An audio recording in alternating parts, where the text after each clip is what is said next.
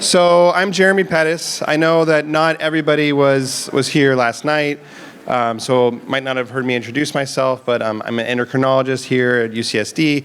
I have type 1 diabetes. I have for 25 years, which means I should have 6 of these bracelets, but they keep falling off, so I'm down to 4. But I'm happy with the 4 I got. So the history of this talk is that Steve and Trish and Schaefer and I got together probably 6 months or more ago to kind of plan out the conference, what we wanted to talk about. And we came up with a talk of the top 10 diabetes roadblocks, I think is what the title is in the thing. But then when I sat down 2 weeks ago to actually make the talk, I couldn't remember for the life of me what I was talking about when I came up with that topic. So I called an audible and did the top 10 tips to stay cool with diabetes.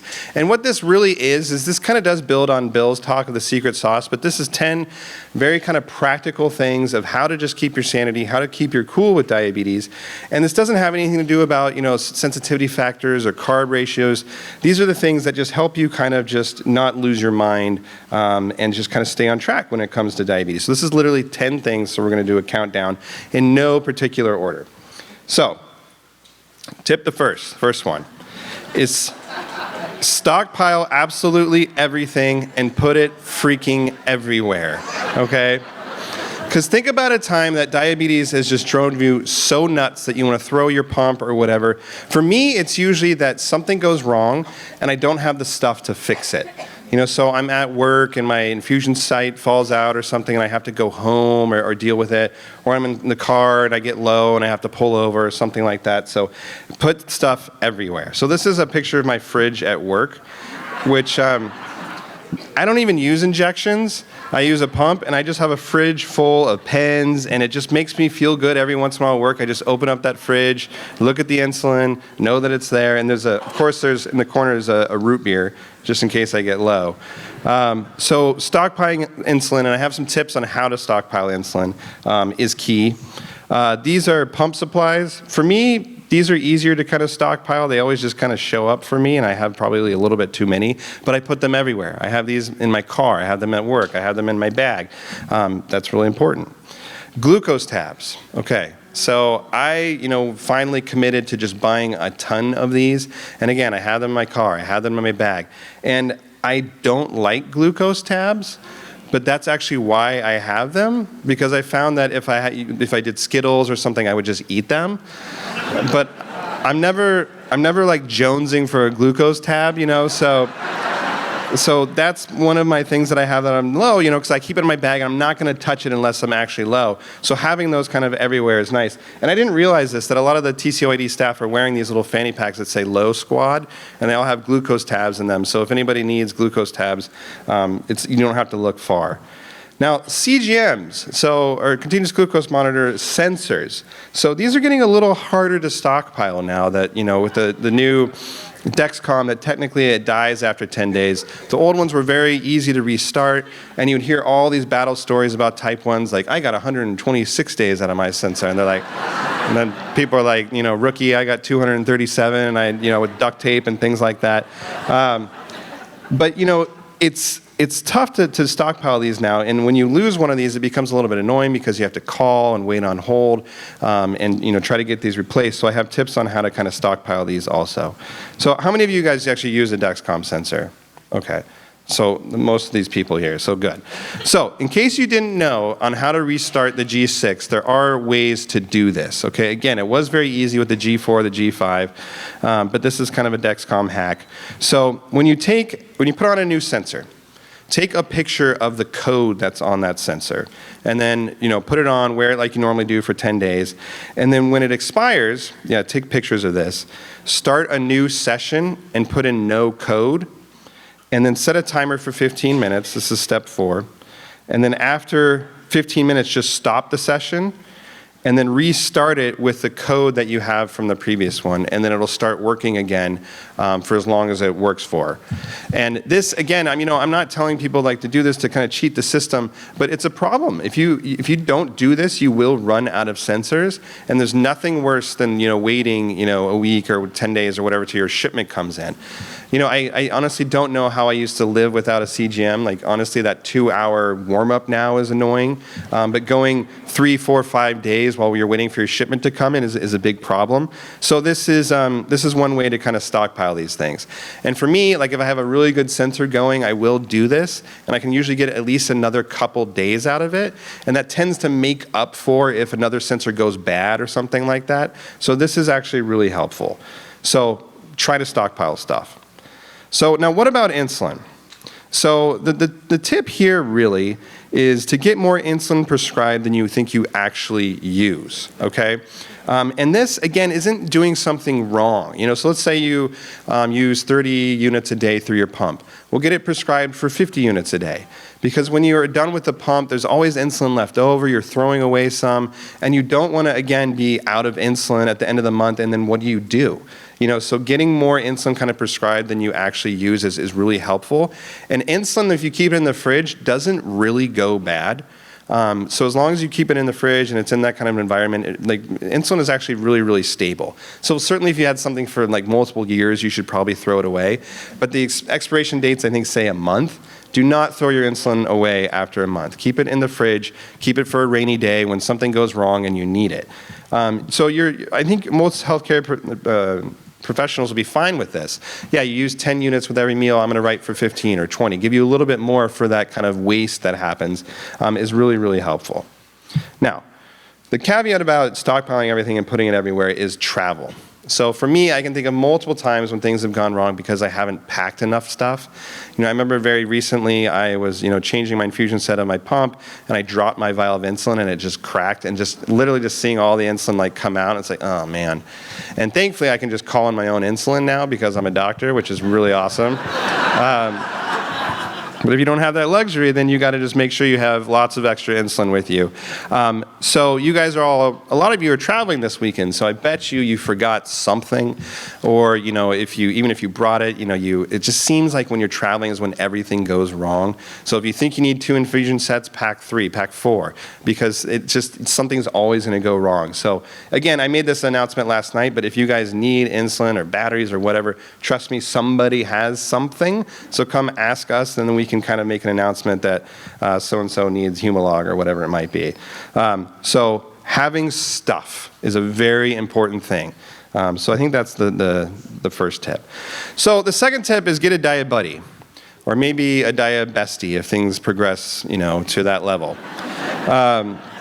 And this might sound like a throwaway comment, like, oh, I get a friend with diabetes, that's really cute.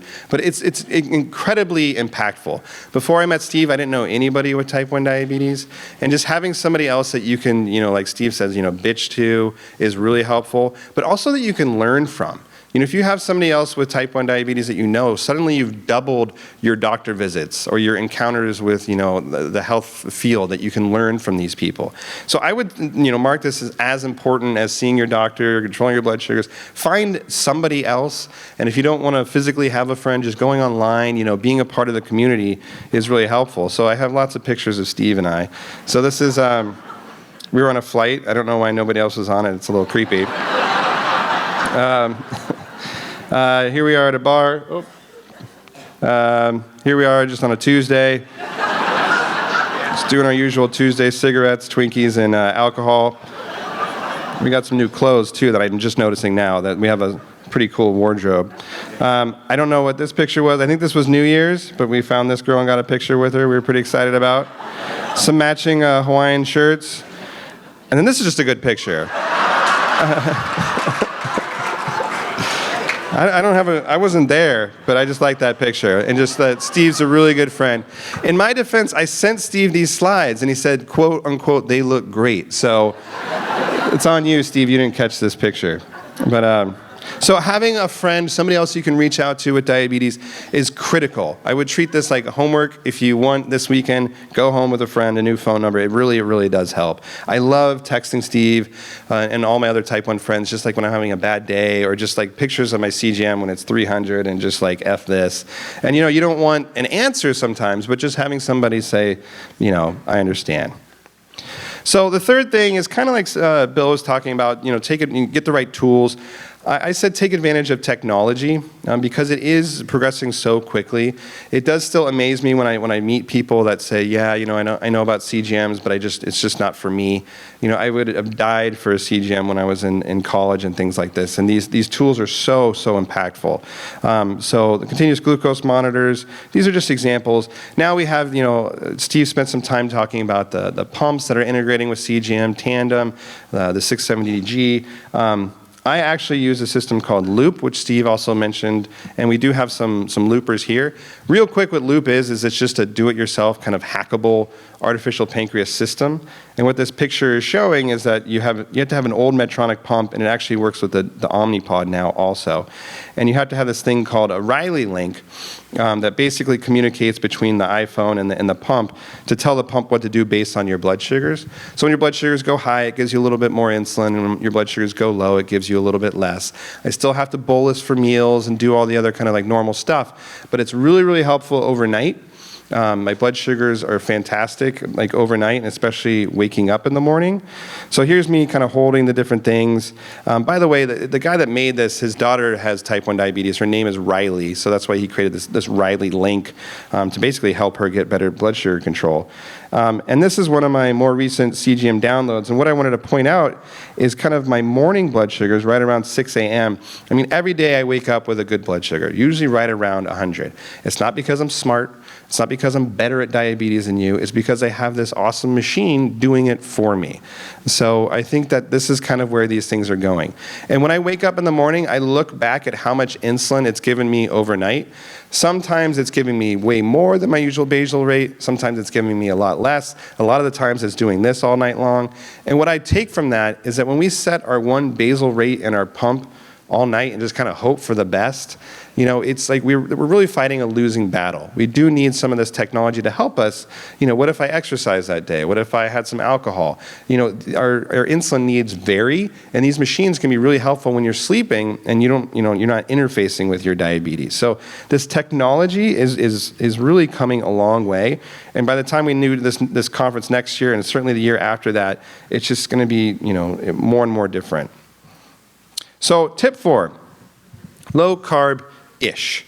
Okay, so I don't want you to think I'm some kind of low carb zealot because I love carbs, mostly because they're delicious.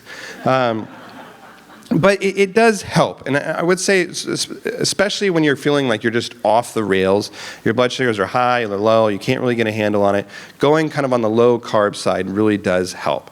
And I try to do low carb during the week as much as possible on the weekends or my cheat days, which sometimes bleed over into Monday and Tuesday, but I do what I can. So low carb doesn't mean high lame. Low carb can be good stuff. So this is like my protein style, animal style In-N-Out burger that I love. It's really low carb. That will raise your blood sugar, by the way. It just, takes a couple hours, but it tends to be a smoother ride rather than like a high spike of, eating pasta or something like that. So it becomes a little bit more manageable. The kind of changes in your blood sugar are much more gradual compared to, again, eating pasta or cereal, whatever it might be.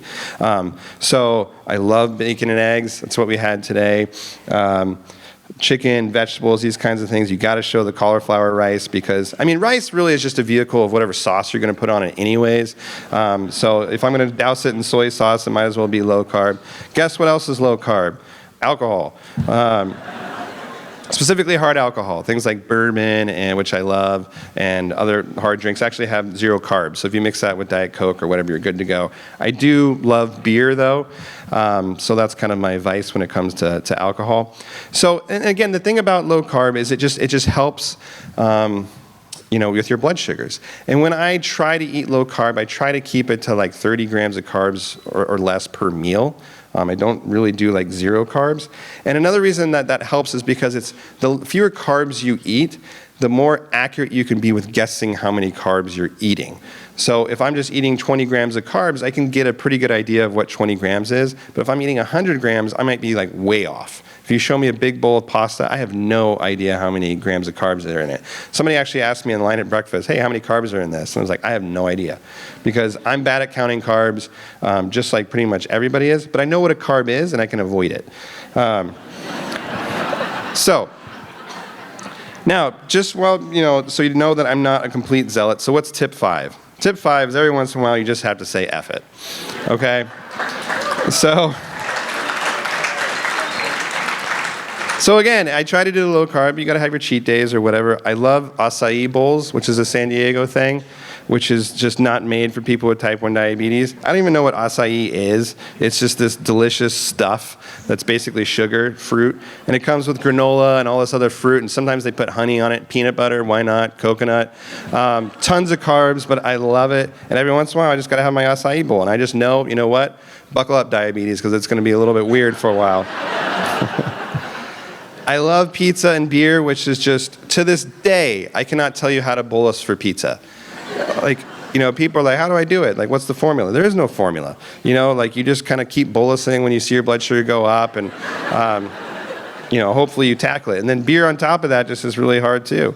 So, this is a classic pizza picture that, I ate, some pizza, and I started going low, and I'm like, you know what, I should probably eat some more pizza. And then, my blood sugar started going up, and I was at 250, and this is one of these days that I was really embracing this tip 5 rule, so I said, you know what, F it. And I had a donut. So let's do a little bit of a deeper dive on how to say F it. So there's 2 ways, really. So there's the pre-planned F it, which is, I'm going to eat whatever the hell I want this weekend because F it. So this is where, and if you're going to do this, I advise you to really commit to this. So, this weekend might be a good weekend, for example. You're traveling, you're eating stuff you're not used to eating, you're probably maybe drinking alcohol, your hours are off if you're traveling. Might be a good weekend to say F it. And that doesn't mean throw your pump away and don't take insulin. It just means accept a little bit of failure, that you're going to be a little atypical this weekend or whatever. But if you plan on saying F it, you got to embrace it. You can't halfway do it and then be upset at yourself at your blood sugars. That's not tip 5, okay? So that's the pre-planned way of doing it. The not planned way is where you say, my blood sugar just shot up to 80 or 280. I have no idea why. But you know what, F it, I'll regroup and try again tomorrow. So that's the more common way that, that we do this. And again, I advise you to really commit to this. My blood sugar's high. I'm not going to get all upset. You might get upset, but I'm just going to bolus. I'm going to bring it down, and we're going to move on. Doesn't mean I'm a bad person. Doesn't mean I'm failing. These little blips happen. It doesn't mean your eyes are going to go bad or things like that because of one high. We all have these. So just say F it and move on. Tip 6. It's complicated, it says. Tell your family how to quote-unquote act right with diabetes. Okay. So what I mean by this is just giving some education on things that might be pet peeves for you, or how you want them to react to certain situations or not to react to certain situations. I highly advise doing these conversations in a calm environment. Not when your blood sugar is 40 and you're yelling at them, you never help me with anything, and blah, blah, blah. So this is a pre-planned conversation. So, for example, do get me stuff when my blood sugar is low. I find that really helpful. But number 2, do not judge me for my choices for number 1. These are just examples. Now, do let me out of house chores when I'm quote-unquote low. Yeah. But don't ask to see my CGM because it's not working right now. I just can feel that I'm low. And do not announce to the waiter I have diabetes and need some special weirdo food like that. My dad did that to me when I was 16. He yelled across the restaurant to a waiter that I needed some light syrup for my pancakes because I had diabetes. And I was just like, ugh. So that's when I had to educate my dad. So in a lot of this, again, it comes up what do you want me to do when you're low? And that's a really common one. And I think that's tough for the type 3s because they don't know when we're low.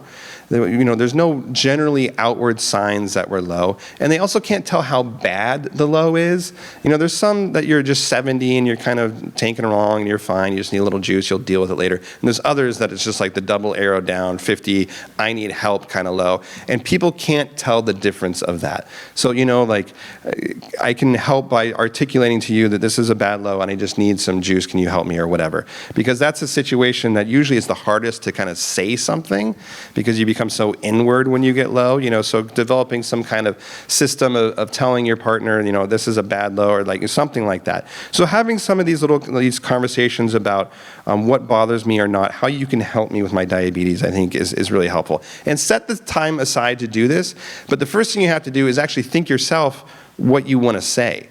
Because I think until you actually think about it, you might not know what you want your family member, your spouse to do. So this was a good exercise for me to say, like, yeah, what do I really want my mom and dad to know about, or my brother, my wife, everything. So anyways, that's tip 6. So tip 7 is stay educated. And you guys are all doing this right now. And I think that's really important. And you'll hear a lot that, gosh, my physician just doesn't know about type 1 diabetes, or they don't care.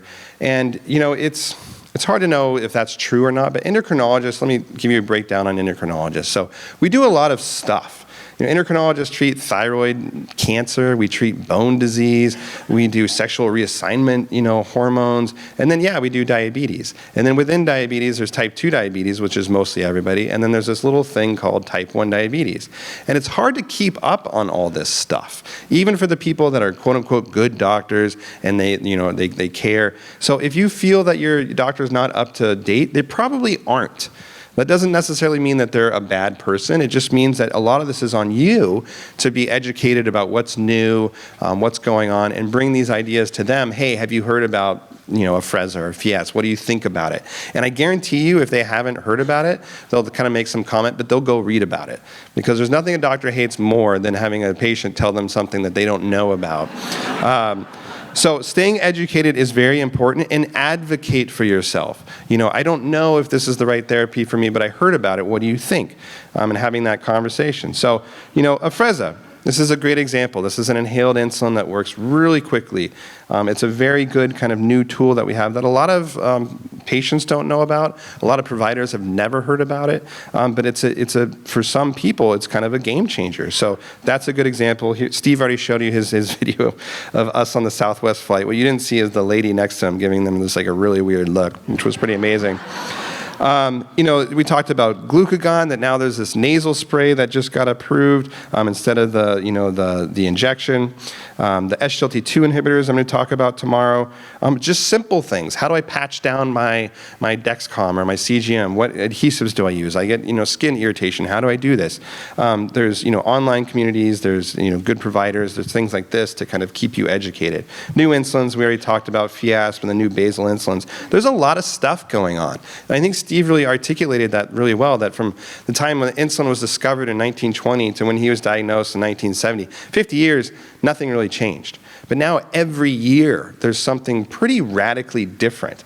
A whole new way of integrating pumps with CGMs, new insulins, all these things. It's at this like rapid pace, which is pretty awesome. Now, it has this comment. It says 1 is an incident, 2 is a coincidence, 3 is a pattern. So what I want to highlight here is noticing patterns.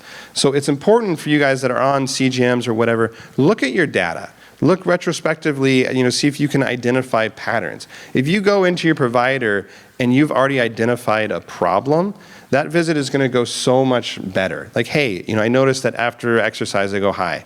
Or how come I notice that I'm dipping low overnight? And you can really highlight something to kind of focus on that immediately creates this kind of like teamwork vibe, and you can have like a better conversation. A lot of people come in and just say, download my stuff and tell me what to do. And we can do that. It's just not as effective if you have already kind of keyed in on some kind of pattern that you've noticed. So take the time to kind of look retrospectively. We get very tied up in 280. I do my rage bolus. Now I'm 70. I'm eating everything. Now I'm 280. And we get caught up in that moment to moment. Sometimes going back and trying to look at the bigger picture is actually really helpful, and having you do it. And actually, we have a session tomorrow, which I'm excited about, just how to look at the CGM downloads, how we interpret them, what areas that we might focus on, things like that. So I think that'll be fun. And like Steve said, you guys sent in CGM downloads, but they're all like way too good. We have some, but it was good. Okay, so tip 8. This is more of a practical one. So pay as much attention to other health stuff as you do your diabetes. So specifically, what I want to talk about here is things like your blood pressure and your cholesterol, okay? So to be morbid for a second, that the number one killer of people with type 1 diabetes is cardiovascular disease, heart attacks in particular. And the things that really help prevent heart attacks are improving your blood pressure, improving your cholesterol. These things actually matter way more than blood sugar control, okay? Blood sugar control is very important for the things like your eye health and your nerve health and your kidney health. When it comes to your heart, it's really these things. And so often we'll see patients and they're working tirelessly to control their blood sugars and get their A1C down to less than 7 or whatever it is. But like, hey, do you want to take a statin because your cholesterol is through the roof? No, that stuff's like poison or whatever it might be. But these things in comparison are much easier to treat. Taking a once-a-day pill to lower your blood pressure or lower your cholesterol, and they matter a lot. So just keep these things in mind, and you might have to bring it up when you see your endocrinologist. Hey, we spent all this time talking about pouring over my blood sugars or whatever. How is my blood pressure? What is my goal? What should my cholesterol be? Do I need to be on a statin? These kinds of things. Because these, again, in the broad scheme of things, are much easier fixes in general, and they matter a lot. And then your eyes and kidneys, make sure you do those screening things. I hate getting my eyes dilated. I hate it. But it's important to do those screening things because if you can catch things early, any kind of little problems with your eyes or kidneys, they're much easier to address earlier than they are later. I know it's kind of like this big health maintenance thing we have to do, but it's important. All right, so tip 9 is a little bit different. It's cut through the noise. And again, I was thinking about what bothers me, what kind of makes me lose my cool with diabetes. And it's interesting, like I'll go to parties or whatever, and people ask me, what do you do? And I say I'm an endocrinologist, I'm a diabetes specialist. And invariably, they will tell me something about diabetes that's just way off. And they know that this is my life, and they'll just tell me something, and I have to decide, do I want to engage this person and try to correct what they just said, or do I just nod and agree with them? And it's 50-50, depending on how much I've had to drink at the time, usually. So cut through the noise. Who's heard this? If you just lost some weight, you wouldn't need to take insulin.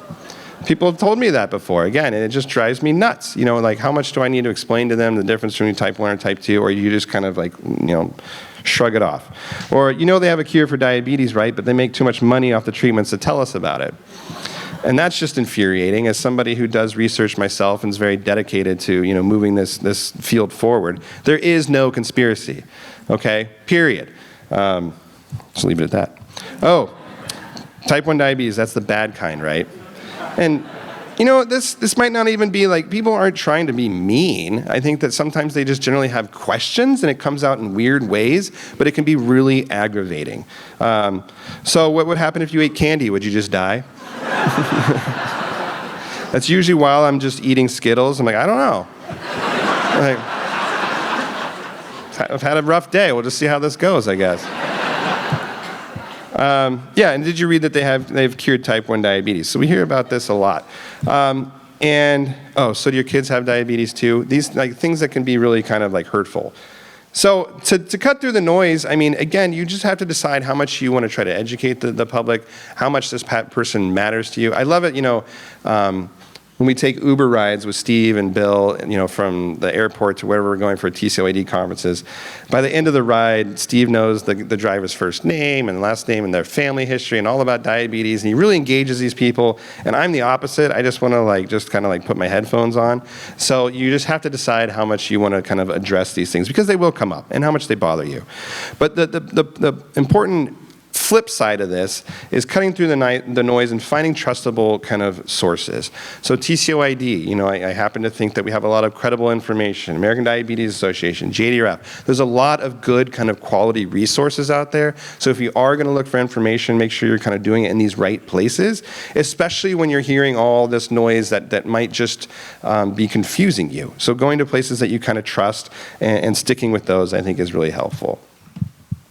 So I'm going to stop with number 10, which is celebrate the victories. And this is Ron Burgundy, of course, San Diego local. Says, I don't know how to put this, but I'm kind of a big deal. So celebrate the victories. And what does that mean? So this is a screenshot. I hope you can see it, that Steve sent me. And since he's been looping, he's been doing amazing, which I don't like. Because I used to like making fun of him, and now he's like just kicking butt with his blood sugars. So if you guys that don't see this, this is time and range over a week. 80% is like his worst, and he had a couple no-hitters. And I texted him, wow, and he wrote back, amazing, I'm in awe of myself. So that's celebrating a victory. And of course, I couldn't let him just get away with that. So I said, you really blew it on Sunday. You better tighten it up, buddy. That's where that ended. So you can see that Steve is celebrating this victory. He's in awe of himself, which is nice. So congrats on that, Steve.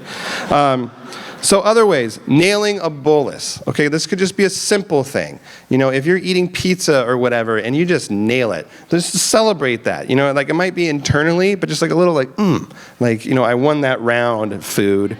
And so when I was trying to create this list, I texted a friend who's an endocrinologist in Omaha, and this is what she said. I said, what are some things that you like to celebrate, or important things? She said, I would say celebrating victory, specifically even the small ones. Example, I perfectly bolused for some more a few weeks ago and felt like a boss. So I think that's perfect, and that's worth celebrating for sure. And to back up on this, it's important to celebrate because otherwise, what are we doing? We're working our butts off all day long, and Bill always says this, so that what? So that nothing happens. That is our goal. Our goal is that we control our blood sugar so we don't get stuff. Well, that's the worst thing to work for because you can never achieve that. You can never achieve a nothing situation. So you're always just just doing this rat race. So you have to celebrate the times that you've done a good job, like nailing a s'more bolus. That's awesome. Waking up with a good number, that just feels good, like it just seems like your day is going to be better if you wake up at 100, and you're just kind of on your way. That's worth celebrating. Pulling off exercise, one of the hardest things, for me, it's very variable. Sometimes I go low when I'm exercising. I have that high spike after stopping running, things like that. So when I kind of get it done well without, going low, there's nothing I hate more than being at the gym on the treadmill and pounding a Coke, and people are just looking at you it's just like a bag of Doritos and just running.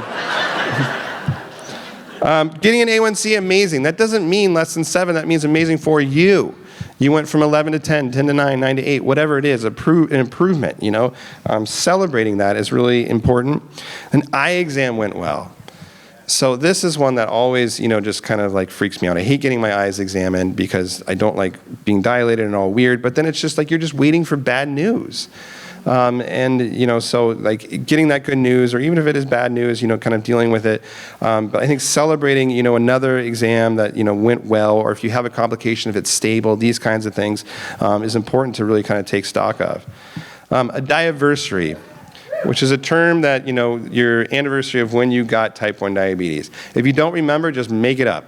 And from then on, that's your diaversary. And on those days, you got to say F it. And you just got to go for it and whatever you want to do. Celebrate that day. Do something good. A no-hitter. So that's just, this is definitely just, I think, touching the computer. See if it comes back. Yeah. So a no-hitter, which again is staying in between the lines of, that you set for your CGM. Again, we set them for 70 to 180. That was something else I was giving Steve crap for when he was showing me his time and range was 100%. I was like, well, stop having it from 60 to 300. Anybody can do that. So celebrating a no-hitter. Correcting a super high without going low, that's amazing, right? Because what do we all do? Again, you're 350, 5 units. 10 minutes goes by, it's not working. 5 more units. 10 minutes goes by, it's not working. 15 units, and then burn. So actually being patient, correcting a high without going low is worth celebrating.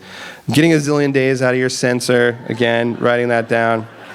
And then learning to juggle, I don't know, that's not diabetes related, but maybe worth celebrating. I just wanted to round it out. So let's recap in case you weren't listening. So what are the top 10 things to do here? Stockpile stuff, put it everywhere the best you can. Having diabetes stuff available to you will help you deal with these kind of catastrophes when they do happen. Get a diet buddy, again, or diet bestie. Use technology. Low carb-ish, again, especially, I don't want to tell people how to eat, but especially if you feel like things have been out of control, it's a good way to kind of reset. Say F it. Educate your loved ones on any particular thing with diabetes, how to treat when, my lows, how to react with, restaurants, etc. Stay educated and identify patterns. Take these things that you've learned back to your healthcare providers to ask them for advice on it. Stay up to date on other health maintenance. Treat all these other things with this same kind of, energy that you do with your diabetes. Cut through the nose or the noise of. Cut through the nose is a different topic. And then celebrate the victories. So I think I went a little bit over, but that's it. So I think that's my talk. So thanks for listening.